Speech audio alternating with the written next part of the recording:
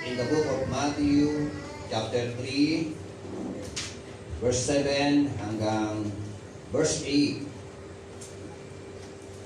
Ito po ang atin pong mababasa dito po sa English version, book of Matthew, chapter 3, verse 7 hanggang verse 8.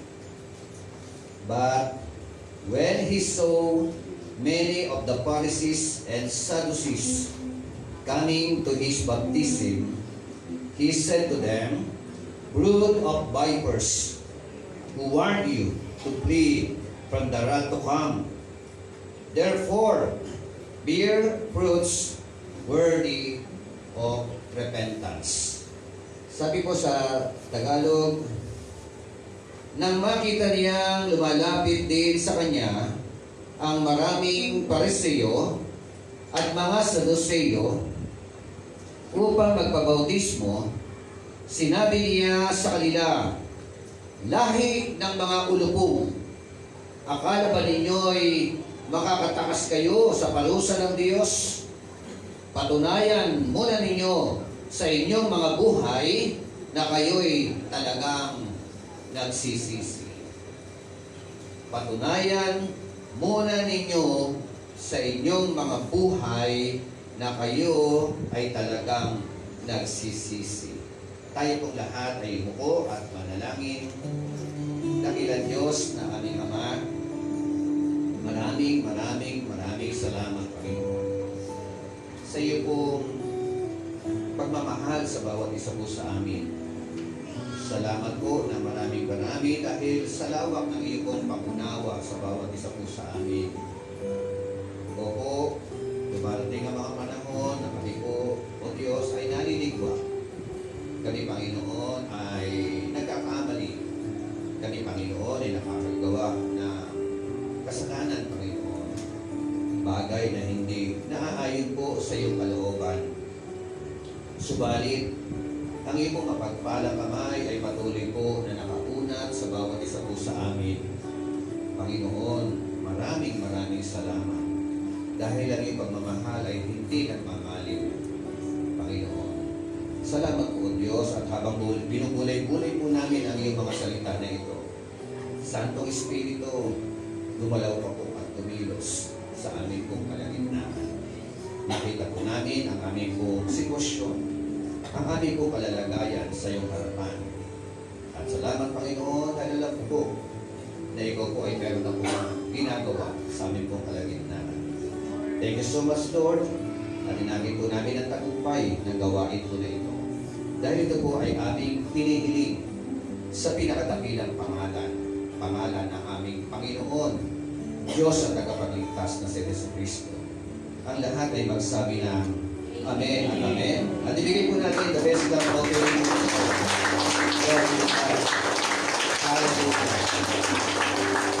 Pwede na po kayo maupo. Ang title ng ating po pag-uusapan sa umaga po ito, Fruits Worthy of Repentance. Mga patunay, mga bunga na tunay na tayo nga po ay nagsisisi sa atin pong mga kasalanan. Ganyan po kahalaga kasi dito po sa account po na ito, sabi nga, the Pharisees and the religious leaders were coming to the baptism of John because it was the popular thing to do. Ang mga Pariseo, ang mga religious leaders, of course mga Sadducees, sa account po na ito, sila po ay nagsisilapit kay Juan upang magpabautismo. Pero, nung sila po ay nagsilapit kay Juan, sila po ay sinansala. At hindi lamang sinansala, tinagurian pa at tinawag pa silang mga lahi ng mga ulupong. Lahi ng mga ulupong. Sino po itong mga lahi ng mga ulupong na ito?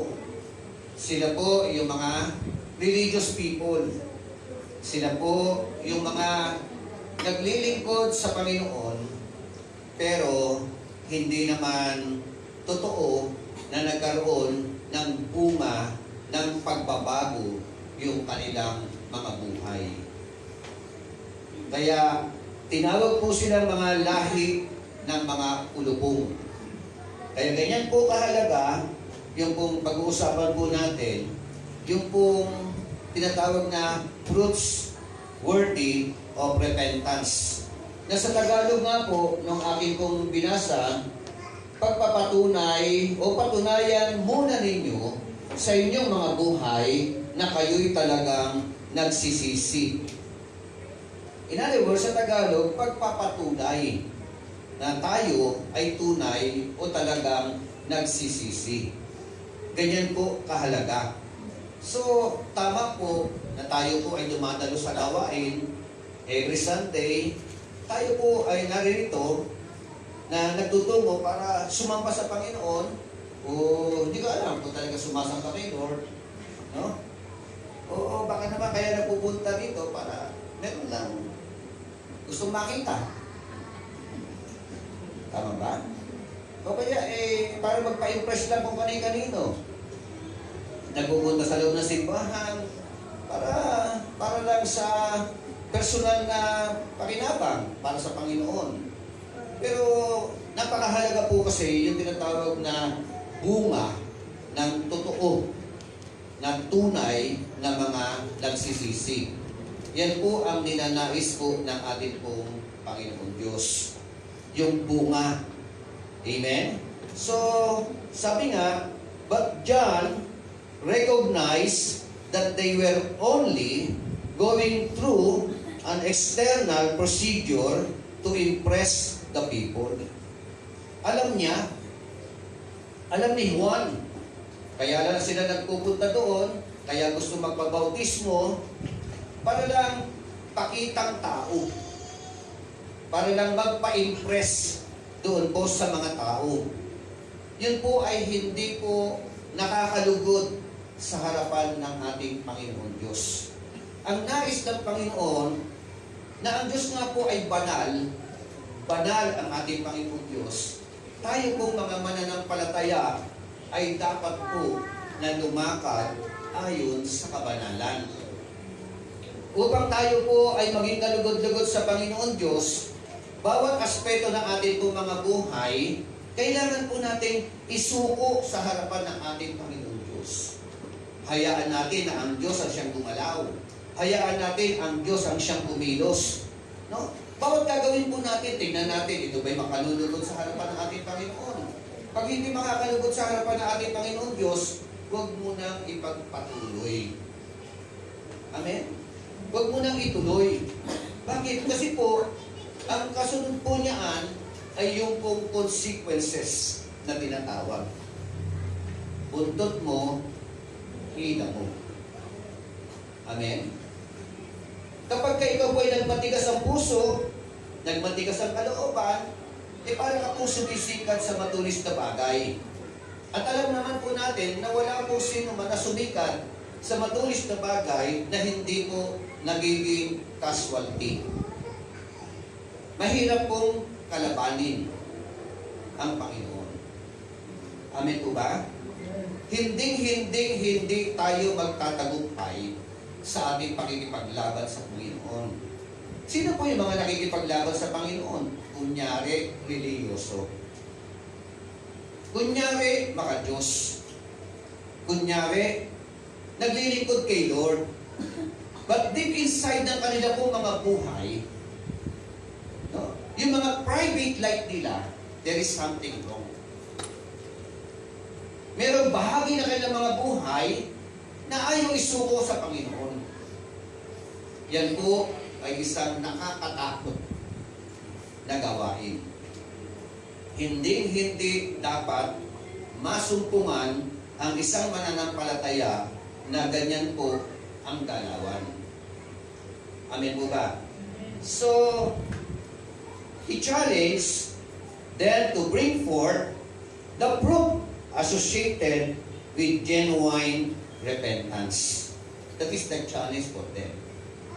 Amen? Kaya, become a religious is not enough. Maraming mga reliyoso mga tao sa buong mundo. Pero yung pagiging reliyoso, hindi po sapat yan. Ang kailangan po, yung ikaw ay talagang masumpungan na ikaw ay makadiyos. Pag sinabing makadiyos, ikaw po ay talagang nagnanais na lumakad ayon po sa kalooban ng ating pong Panginoon. Amen. So, sabi nga po sa New Living Translation, prove by the way you live that you have really turned from your sins and turned to God. Patunayan ninyo sa inyong mga buhay, sa inyong uri ng pamumuhay, na kayo ay talagang nagbago, tumalikod sa kasalanan at lumapit sa Panginoon. Amen. So, pag-usapan natin sa tema, what are the biblical fruits of genuine repentance? Genuine. Hindi po pwede yung rewind. Yun na pala yung Panginoon pelikula ng rewind. Rewind ba yun? O red wine? Ano ba unwind? So, kasi doon po sa rewind, ganda na pelikula na yan eh. Salbahe siya. Hindi siya magaling na mabuting asawa. Pangit ang karakter niya. Diba? Talagang mayabang siya. Lahat, gusto niya, sa kanya na lang lahat eh. Eh, hindi nangyayari yung mga kagustuhan niya. Away sila mag-asawa. Kasi, bakit nag-away? Kasi, nahuli nung kanyang asawa na meron siyang, ano yung kayakap ba yun? Nakapanood nun? Kayakap doon sa cellphone. So, ibang babae.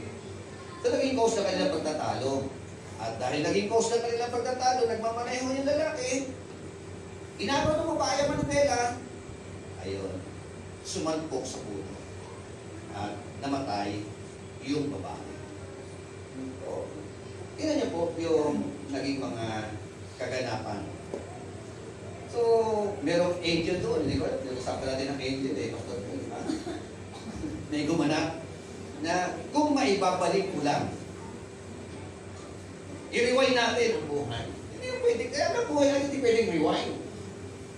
Doon sa pelikula may rewind.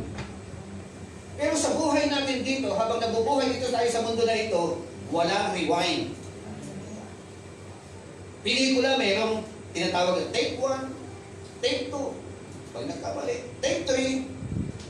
Pero yung mga pelikula ng buhay natin, wala pong take 1, wala pong take 2, wala pong take 3. Dumarating at dumarating ang mga sitwasyon, mamimili ka, magdidesisyon ka, gagawa ka ng isang hakbang, pag nagkamali ka ng desisyon, yun na po ang kasunod, buntot mo, hila mo. Are you with me? What are the biblical fruits of genuine repentance? Totoo, no? Na mga pagsisisi at pagtalikod sa kasalanan. Ang una, yung tinatawag na godly sorrow for sin.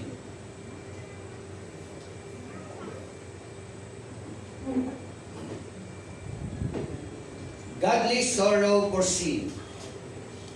2 Corinthians chapter 7, verse 9 hanggang verse 11, ito po ang atin pong mababasa. Ang sabi po diyan, now I rejoice, not that you were made sorry, but that your sorrow led to repentance. Sorry is not enough. No? Yung sorrow is not enough. Ang sabi po diyan, kung ikaw ay nagkaroon ng pighati, Dapat ito po ay hahantong sa pagnanasa, magbago ng buhay. Amen. Baguhin ang sistema ng buhay. Ipabago sa Panginoon ang ating po mga sarili. Amen? Tama, may sorrow. Sorry. But sorry and sorrow, hindi po ito magdadala sa kaligtasan. Tama, sorry and sorrow. But be sure that your sorry and sorrow will lead to repentance. Amen? Upang sa ganun, akayin ka dito sa tinatawag na kaligtasan. Kaligtasan saan? O pwede itong pinakalundo ng kaligtasan, yun pong tinatawag na buhay na walang hanggan. Pero alam niyo po ba, yung kaligtasan, dito pa lang sa lupa, pwede mo na maranasan. Kaligtasan saan? Kaligtasan sa kaguluhan ng buhay. Kaligtasan na baka ikaw ay patayin o mamatay sa kalokohang ginagawa mo. Amen? Kaya ganyan po kahalaga. Tayo po bilang mga anak ng Diyos, nakatingin ang Diyos sa atin, at tinanais niya, siya ang ating Ama, siya na ating Ama, ikaw ay makita niya na lumalakad ayon po sa kanyang kalooban. Amen? Upang sa ganun, kapag ikaw ay lumalakad sa kanyang kalooban, yung blessing, yung pagpapala, yung gabay, yung patnubay ng Panginoon ay iyong pong mararanasan. Kaya lang ang nakakalungkot. Marami mga tao, minsan mga Kristiyano na, sa halip na lumakad ayon sa kalooban ng ating mapagmahal na Panginoon, lumalakad sila ayon sa kanilang sariling kalooban. Lumalakad sila ayon sa kalooban ng ibang tao na magdadala sa kanila sa kapahamakan. Dapat tignan natin lagi ang lundo ng ating mga pinagkagawa. Anong bottom line nito? Ano magiging dulo nito? Tingnan natin palagi yun. Hindi yung nasasarapan ka lang ngayon, naliligayahan ka lang ngayon, nasisiyahan ka lang ngayon sa ginagawa mo, pero hindi mo alam, later on, buntot mo, hila mo. Partayin nila yun. Godly sorrow for sin. Makadiyos na kapighatian sa kasalanan. Amen? Balikan natin. For you were made sorry in a godly manner, that you might suffer loss from us in nothing. For godly sorrow produces repentance, lead to salvation, not to be regretted. But the sorrow of the world produces death. Yung daw pong kalumpayan sa mundo po na ito, nalumpay ka dahil nahuli ka, it produces death. It produces chaos. Amen? Hindi po yun ang ninanais ng Panginoon. Mahal na mahal tayo ng ating Panginoon Diyos. Kaya lang, siyempre, nais niya, lumakad po tayo ayon po sa kanya po kalooban. Nasabi nga po doon, for observe this very thing, that you sorrow in a godly manner. What diligence it produces in you? What clearing of yourselves? What indignation? What fear? What vehement desire? What zeal? What vindication? In all things, you prove yourselves to be clear in this manner. Yan po ang unang bunga. Kailangan magkaroon ng tinatawag na godly sorrow for sin. Mabilis ko pong babasahin Tagalog para lalo po maging klarado sa atin ang atin pong pinag-usapan. Ikalawang Korinto, Kapitulo 7, talatang 9. Nasabi po diyan, ngayon ay nagagalak na ako sapagkat ang kalungkutang iyon ang ginamit ng Diyos para akayin kayo na pagsisihan at talikuran ang inyong mga kasalanan. Kaya't hindi kayo napinsala dahil sa amin.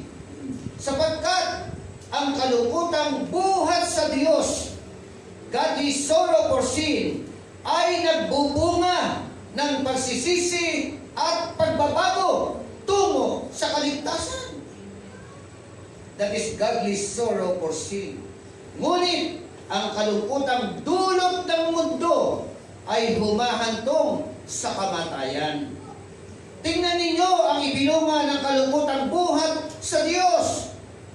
Naging masikap kayo at masigasig na linisin ang inyong pangalan.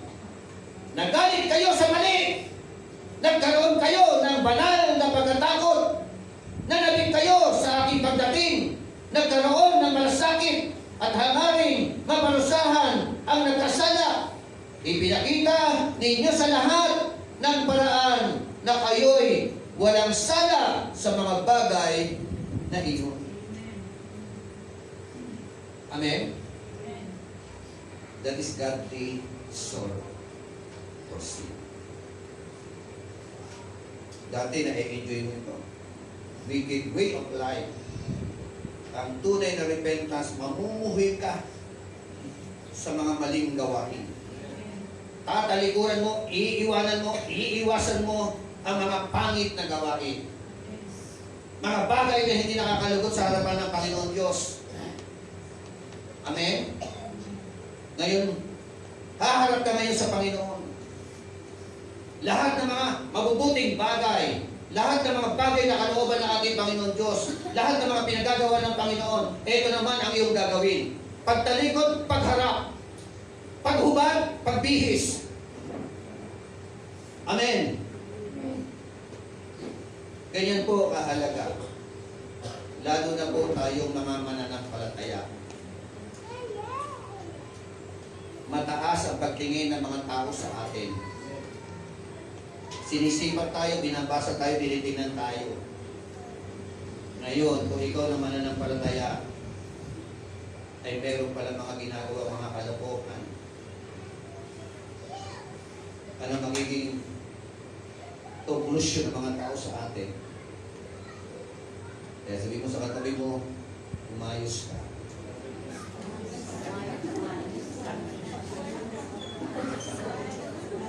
Amen?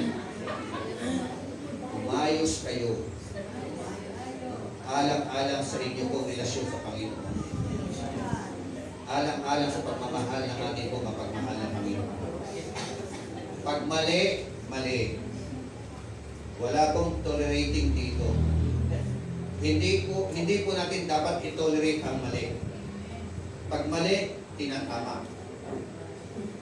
Pag tama, ituloy. Tama po ba?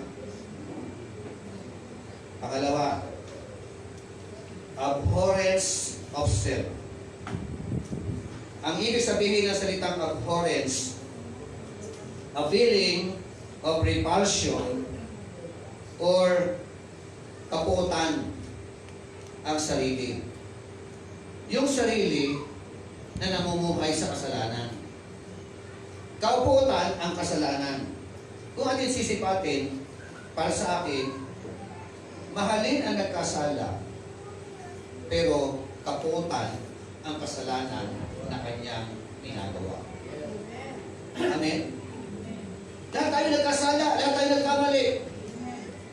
Pero sa kabila po na tayo po yung mga nagkamali at nagkasala, ang pag-ibig ng Panginoon ay patuloy niya ipinadala sa bawat isa po sa atin. Romans chapter 5 verse 8, datapot ipinadama ng Diyos ang kanyang pag-ibig sa atin nang si Kristo'y mamatay para sa atin noong tayo'y mga makasalanan. Amen? ganyan ka kamahal ng Panginoon. Ganyan tayo kamahal ng ating pong Panginoon. Ang Diyos na mapagmahal ay patuloy na nagbibigay ng ikalawang pagkakataon. Ikatlong pagkakataon. Huwag mo lang abusuhin ang pagkakataon na ibinibigay sa iyo ng Panginoon. Amen? Inuulit ko, huwag aabusuhin ang mga pagkakataon na ipinagkakaloob sa atin ng ating po Panginoong Diyos. I-grab natin ang mga pagkakataon na yan. Amen? Ipaayos natin ang buhay natin sa Panginoon. Lucas chapter 18 verse 13 to 14.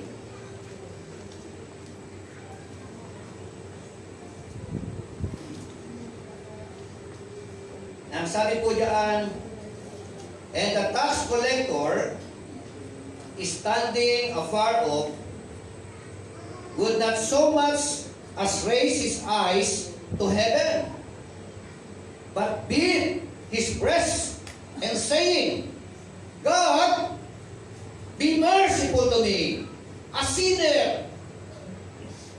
I tell you, this man went down to his house justified rather than the other. Amen. Ang sabi po sa Tagalog, na ang aklat ng Lucas, Kapitulo 18, talatang 13, para lalo maging klaro yung pinag-usapan po natin, ang sabi po sa 12, taas natin ang basa, sabi po ng maniningil ng buwis at saka ng Pariseo na naman, religious people na naman, comparison.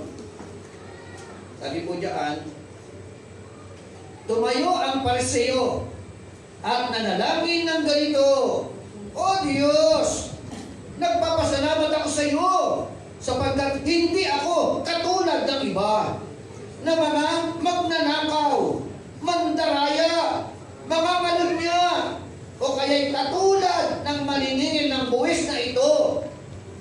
2 beses akong nag-aayuno sa isang linggo at nagbibigay rin ako na ika-10 bahagi mula sa lahat ng aking kinikita. Verse 13, samantalang ang maniningil ng buwis na may nakatayo sa malayo at di man lamang makatingin sa langit, dinadagukan niya ang kanyang dibdib at sinasabi, O Diyos, mahabag po kayo sa akin na isang makasalanan. Di ba napakaganda at napakapanalangin ito?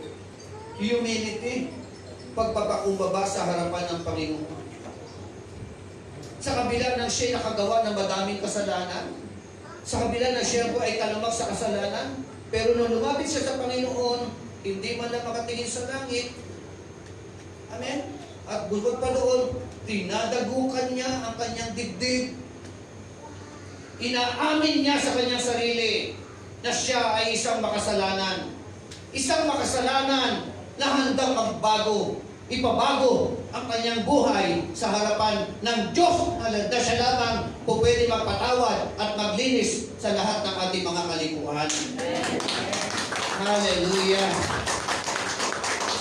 At sabi po ng talatang 14, sinasabi ko sa inyo, ang lalaking ito'y umuwing matuwid sa harapan ng Diyos at hindi ang Pariseo, sapagkat ang sinumang nagmamataas ay ibababa at ang nagpapakababa ay itataas. Amen? Humility before the Lord. Pagpapakumbaba sa harapan ng ating mapagmahal na Panginoon. Yun ang kanyang sinisipan. Opo, nakagawa tayo ng mali, nakagawa tayo ng kasalanan. Ang kailangan lang, ang susi lang po talaga, yung ikaw ay magpakumbaba sa kanyang harapan. Pag-amin sa harapan ng ating Panginoon. Pag-amin at paghingi ng kapatawaran. At pagtulong sa iyong sarili na talagang ipagamit mo na sa Panginoon ang iyong buhay. Gawin ang nararapat, gawin ang ayon sa kalooban ng ating Panginoon Diyos. At titiyakin ko po sa inyo, mapapalutong ang ating pong mga buhay. Amen? Amen. So, abhorrence of self. kapuotan yung pong mga nagagawa nating kasalanan. Kasi po, ang tao po ay common po na meron pong tinatawag na secret spirit of pride. Ano pa? Ang tao ay meron pong love of human praise. Ano pa? Ang tao po ay madaling magalit, kulang ng pasensya. Ako. Ano pa? Yung tao ay common na mga selfish. Yan po ang common na mga tao, makasarili. Ang tao po ay mayroon po mga katangian na tinatawag na jealous disposition. Ano pa? Dishonest, deceitful disposition. Yan po yung mga traits ng mga tao. Common na mga buhay ng mga tao. Unbelief, formality and deadness, selfishness. Amen? Yan tayo. Yan ang karakter ng mga tao. At yung karakter ko na yan, yung wickedness na yan, yung pagiging makasarili na yan, yan po ay maaayos lamang, mababago lamang kung yan po ay atin pong lubusang isusuko sa harapan ng ating Panginoon Diyos. Walang bagay na imposible sa ating Panginoon. Pangatlong bagay, confession of sins. Confession of sins is in essence an admission of our guilt for the wrongs we have done without excuse or blame shifting. Kailangan po natin yung mga bagay na ito. Pagpapahayag ng ating po mga kasalanan. Ito po, yung pagpapahayag ng ating kasalanan, mali ka, nagkasala ka, may nagawa kang mali. Hindi po pwede yung, kaya ako nagkamali dahil tinukso ako. Kaya ako nagkamali dahil yung pamilya ko ay lahi ng mga ganito. Ay sila naman, ganyan din ang mga nagagawang mali. Kaya, okay lang, nagawin ko rin ang isang mali. Hindi. Wala po at hindi dapat na maging mindset ng bawat sa po sa atin yung tinatawag na pagtuturo sa iba ng kasalanan. Pag nagkamali ka, amin, ang sabi ng 1 John 1:9, kung ipapahayag mo ang iyong mga kasalanan, take note ha, kung ipapahayag mo, ay kung hindi mo ipahayag. Kung itatago mo, kung ipagmamalaki mo, kung tatayuan mo yung kasalanan mo, ano kasunod? Kung ipapahayag. Pag ipinahayag, may kasunod. Ang sabi ko diyan, if we confess our sins, He is faithful. Ito sa katabi mo, God is so faithful. Napakatapat ng Diyos. Tayo lang po ang hindi tapat. Amen? Sobrang matapatin ang ating Panginoon. One of the character of our God. God is faithful. Ang problema, yung kanyang mga iniirog, yung mga tao na kanyang minamahal. Siya ay tapat, pero ang tao, unfaithful. Hello? Tapat ang Diyos, ang minamahal, hindi tapat. Di ba napakahirap naman ng gano'n? Tapat yung nagmamahal, pero yung minamahal mo, may mahal na iba. Ang sakit sa kalooban na nagmamahal. Ang sakit sa parte ng ating Panginoon, pero nasanay na ang Diyos. Nasanay na ang Diyos sa mga Israelita pa lang. Labis-labis ang pagmamahal ng Panginoon sa mga Israelita. Pero ano mga ginagawa ng mga Israelita? Parang kayo rin, parang tayo rin. Sa halip na suklian natin ang pagmamahal ng ating Panginoon, maging tapat tayo sa Kanya. Pero, ang nakakalungkot, ramdam na ramdam ng Panginoon na meron tayo mas higit na minamahal. At yun ay hindi dapat mangyari sa bawat isa po sa atin. Minahal tayo ng Panginoon, todo. Dapat po, tayo po mga anak ng Diyos na minahal ng ating Panginoon, todo, na mahalin natin ang ating Panginoon Diyos ng unang nagmahal sa bawat isa sa atin. Amen. Palakpakan natin ang Panginoon.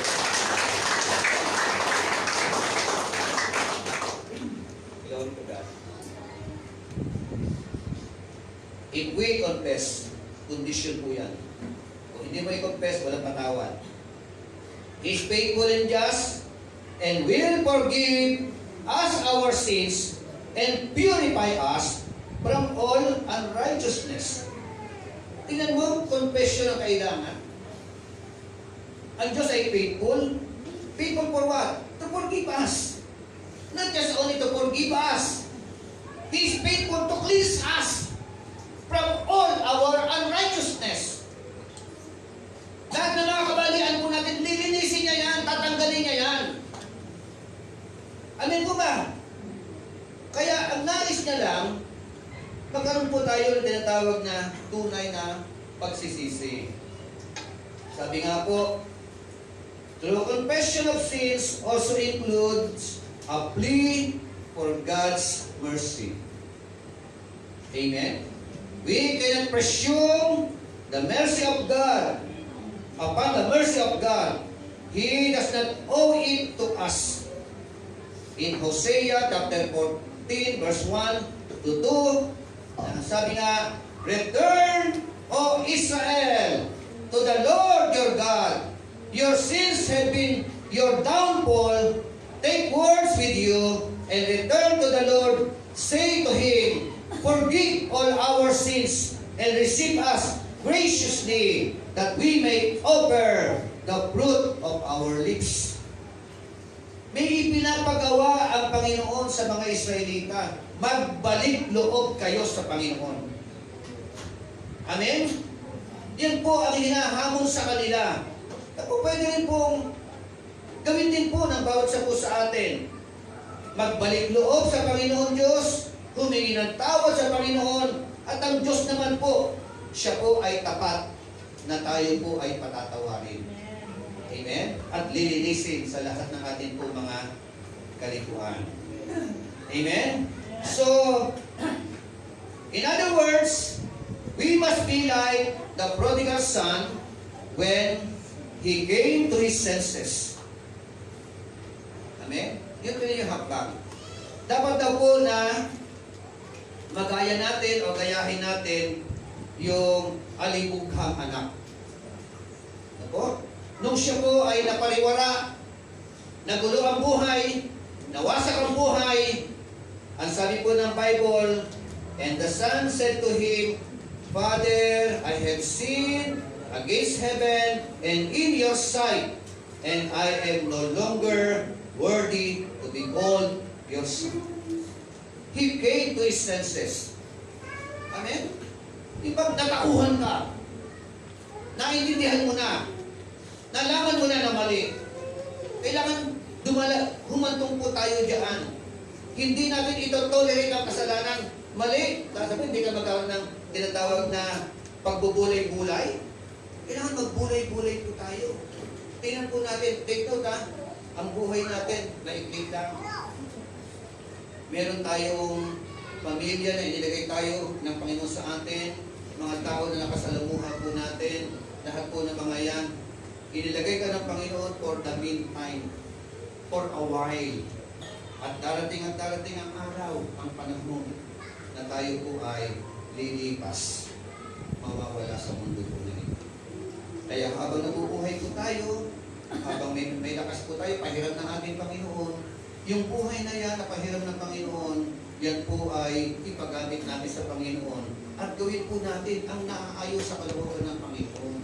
Paglihis, pagmali, huwag po natin ipagpatuloy, or else bahala kayo sa buhay ninyo. Amen po ba? Amen. Okay, pang-apat. Mabilis tayo. Turning from and forsaking of sin. Turning from and forsaking from sin, of sin. Ibig sabihin, kailangan mo talagang talikuhan yung dati. Iwanan ang dati. Iwanan ang mali. At ngayon, iniwanan mo ang mali, magpupunta ka sa tama. Amen? Iwanan mo siya, punta ka kay Lord. Maglingkod ka sa Panginoon. Yan po ang isang sa napakahalagang gampanin o tugon ng bawat isa po sa atin. Sabi nga, when we repent, we are in fact making a complete turn around. That is repentance. Complete turn around. 180 degree. Are you with me? Kung ikaw, babaero dati, turn around. Tama? Kung ikaw ay sugarol dati, madyumero dati, dati yun. Mga gawa na binagawa natin na hindi nakakalugod sa harapan ng Panginoon. Turn around. Iwanan, talikuran. Upang mapalutong tayo. Mapabuti ang buhay po natin. Ayun eh. Ang pinag-uusapan natin, hindi para sa akin. Ako po ay ipinadala lang ng Panginoon. Pinatayo lang ako ng Panginoon. Para bigyan tayo ng mga babala, para ipakita at masalamin po natin yung buhay po natin. Upang maging maayos ang ating pong mga buhay. Amen po ba? So, in doing so, we turn to God, but we also turn our back on the sinful things that may have characterized our former lifestyle. Amen. The Bible refers to this as putting off the old man or the old nature. Putting off.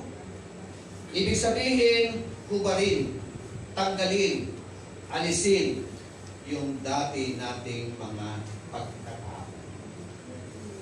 Pag hinubad, pag inalis, pag tinanggal, mabaho na po yun. Amen? Huwag na po natin ulit na isusuot. Or else, babaho ng babaho ang ating pong mga katawan. Amen? Pag hinubad, pag tinanggal, palitan na ng bago. Amen? Putting off, putting on. Putting off the old garments, putting on the new garments. And that garment na pinapasok sa atin ng ating Panginoon, the garment of righteousness from the Lord our God Himself. Ito po, sabi po ng Proverbs chapter 28 verse 13, He who covers his sins will not prosper. Amen? Siya na nagtatago ng kanyang kasalanan.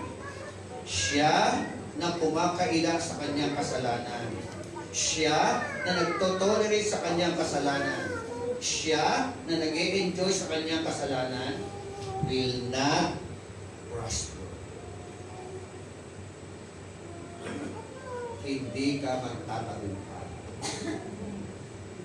Hindi ka uunlad. Hindi mapapaluto ang iyong buhay. Kauntian ang kasalanan. Iwaksi ang kasalanan. Anumang mukha ng kasalanan, talikuran ang kasalanan. Hindi ka mapapabuti yan. Hindi ito para sa iyong ikabubuti. Amen? But whoever confesses and forsakes them will have mercy. Amen? Subalit sila na nagpapahayag mula sa kanilang mga puso ng kanilang mga kasalanan. Sila na tumatalikod sa kanilang mga kasalanan. Iniiwan ang kasalanan, pagtatamo ng awa sa Panginoon. Pinakamasarap na maranasan habang tayo ay nabubuhay dito sa mundo na ito. yung basbas ng Diyos ay daladala natin. Yung awa, yung habag ng Panginoon, daladala natin. Pagkasama natin na lumalakad, yung habag ng Panginoon, papaluto ang buhay natin. Magiging matagumpay ang buhay natin.